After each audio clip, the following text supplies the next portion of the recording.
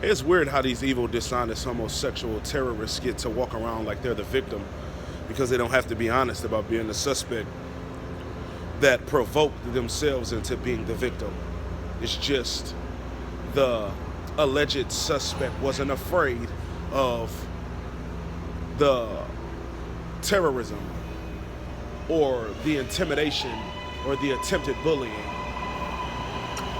That's the only thing that separates them from being the victim and a suspect. A motherfucker not being scared of them. You're only the suspect when you're not afraid of them.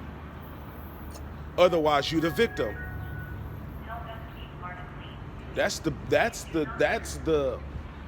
shit that irritates me is because the only thing that makes you a bad person is not being afraid. And not being afraid to defend yourself up to death.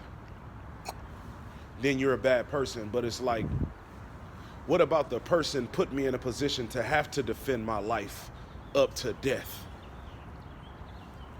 Up to deadly force.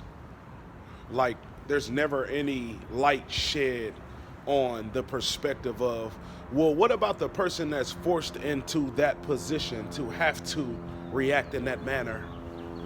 No one considers the mental health and the mental state that that person is in. No one does.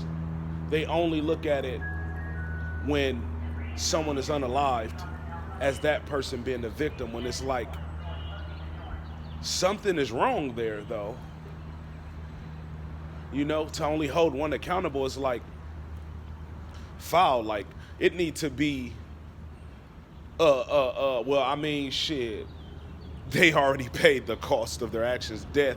But I'm saying it's like there needs to be some form other than not guilty of like therapy or something after the fact, because it's like, what if a person only took a life in self-defense that isn't a killer, and they're not the type of person that doesn't really give a fuck about if somebody die?